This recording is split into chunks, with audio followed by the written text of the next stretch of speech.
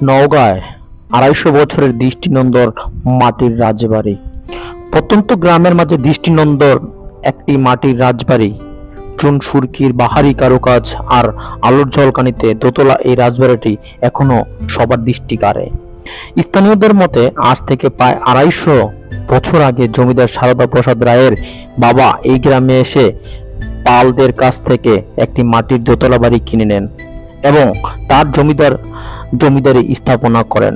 পরবর্তীকালে সারদা প্রসাদ রায় থেকে এই জমিদারি প্রথা যতদিন পর্যন্ত বিলুপ্ত না হয়েছে ততদিন পর্যন্ত জমিদারি চালিয়ে গিয়েছেন। এই রায়বাড়ির জমিদার আত্রাই তথা বাংলাদেশের দিনাজপুর নাটোর এলাকা পর্যন্ত বিস্তৃত ছিল, যার সব কাজই পরিচালিত হতো এই মাটির বাড়ি থেকে। কথিত ইতিহাস রয়েছে যে জমিদার সারদা প্রসাদ রায়ের দুই ছেলে ছিলেন। বড় ছেলের নাম বরদা প্রসাদ রায় এবং ছোট ছেলের নাম সরদা প্রসাদ রায়।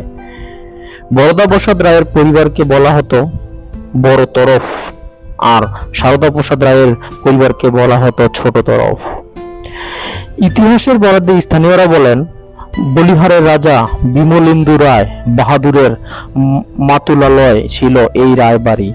এই রায় পরিবার তৎকালীন সময়ে শিক্ষা সংস্কৃতি বিষয়ে অনেক অগ্রগামী ছিল। তৎকালীন দুর্গাপূজার সময় এই পরিবারেই সদস্য মুকুল রায় ও বন্দর রায় সহ ব্যক্তিরা ইন্ডিয়া থেকে শিল্পী নিয়ে এসে তাদের সঙ্গে থেকে থিয়েটার পরিচালনা করতেন, যাত্রাপালা করতেন। এখানে বসবাসরত উচ্চ বর্ণের হিন্দুদের সঙ্গে পূজার সময় সংস্কৃতি যুদ্ধ হতো এবং সেই যুদ্ধে এরাই জয়ী হতেন। এই পরিবারের জমি জমা মোটামুটি ৩০০ বিঘার মতো ছিল।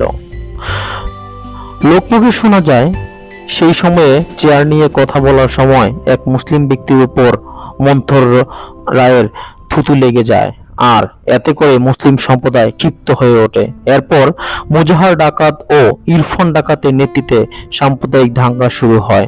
সেই দাঙ্গায় এই পরিবারের ১৩ জন সদস্য নিহত হয়। মইনমের ১৯৬৪ সালের রায়ট বা সাম্প্রদায়িক দাঙ্গার ইতিহাস ২১শে পরিষদ নওগাঁ লিপিবদ্ধ করেছে। সে সময় জমিদার বরদা প্রসাদ রায়ের স্ত্রীকে কেটে কুচি কুচি করা হয়।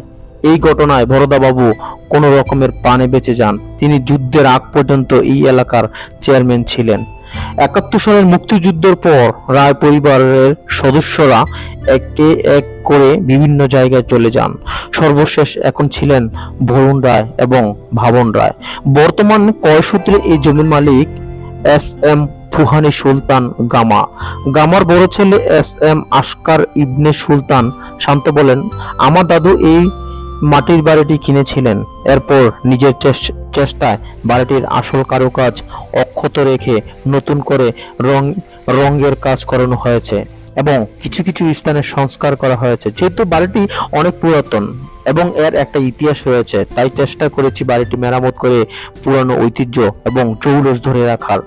সবার দেখার জন্য বাড়িটি উন্মুক্ত করে রাখা হয়েছে। দেশের বিভিন্ন প্রান্ত থেকে মানুষ আসেন এবং বাড়িটি দেখে যান। এটাই আমাদের ভালো লাগা। এই দৃষ্টিনন্দন বাড়িটি দেখতে হলে আপনাকে আসতে হবে নওগাঁ জেলার মান্দা উপজেলার ঐতিহ্যবাহী মইনমে। এই গ্রামের সঙ্গে জড়িয়ে আছে সমৃদ্ধ ইতিহাস, তার মধ্যে এই রায় বাড়ির ইতিহাস অন্যতম।